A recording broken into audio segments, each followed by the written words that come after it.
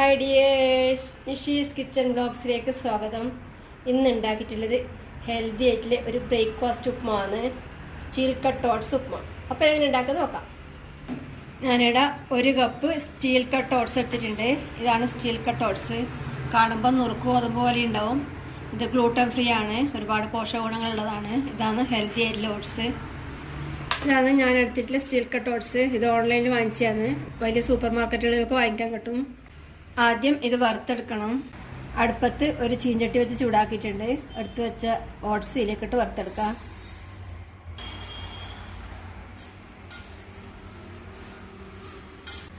ഇപ്പോൾ ഓട്സ് പാകത്തിന് വറുത്തിട്ടായിട്ടുണ്ട്. ഇതിന്റെ കളർ മാറി തുടങ്ങിയിട്ടുണ്ട്. നല്ല വറുത്ത മണം വന്നിട്ടുണ്ട്.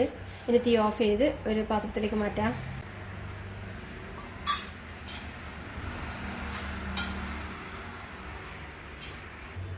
ഇനി ഉപ്മാവ് ഉണ്ടാക്കാൻ തുടങ്ങാം.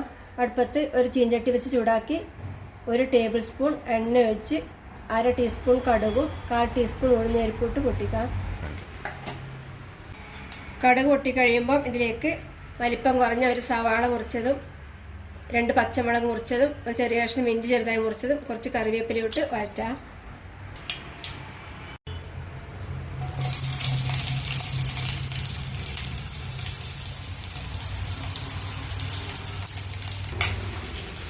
കുറച്ച് സമയം ഇളക്കി വഴറ്റാം.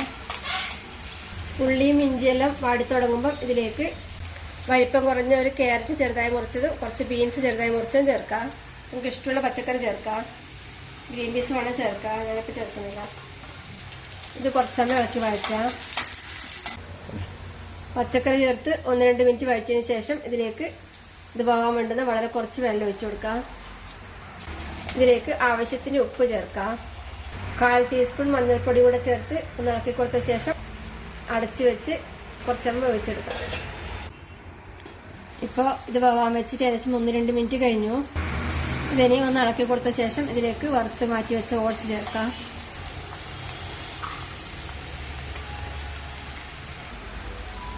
ഇതെല്ലാം കൂടി ഇളക്കി മിക്സ് ചെയ്യാം. ഇനി ഇതിലേക്ക് ഇത് പോകാൻ വേണ്ടുന്ന വെള്ളം ഒഴിക്കണം. 2 കപ്പ് വെള്ളം ഒഴിച്ചു കൊടുക്കുന്നുണ്ട്. ഇതിനൊന്ന് ഇളക്കി കൊടുക്കാം. ഇതിന് അടച്ചു വെച്ച് തീ കുറച്ച് വെള്ളം വറ്റുന്നവരെ വേവിച്ചെടുക്കാം. ഇപ്പം ഓട്സ് വെന്ത് വെള്ളം വറ്റിയിട്ടുണ്ട്. ഞാൻ ഇടക്ക് 1-2 വട്ടം തുറന്ന് ഇളക്കി കൊടുത്തിട്ടുണ്ടായിരുന്നു. ഇനി ഇതിലേക്ക് കുറച്ച് ഫ്രഷ് തേങ്ങ ചെറിയത് ചേർക്കാം. കുറച്ച് മല്ലിയിലും കൂടെ ചേർത്ത് എല്ലാം കൂടി നല്ലോണം ഒന്ന് ഇളക്കി കൊടുത്ത ശേഷം അടച്ചു വെച്ച് തീ ഓഫ് ചെയ്ത് 2-3 മിനിറ്റ് ശേഷം തുറന്നെടുത്ത് കഴിക്കാം. നല്ല ടേസ്റ്റിയും ഹെൽത്തിയുമായിട്ടുള്ള സ്റ്റീൽ കട്ട് ഓട്സ് ഉപ്മ റെഡിയാണ്. ഇതിനൊരു ബൗളിൽ വിളമ്പാം.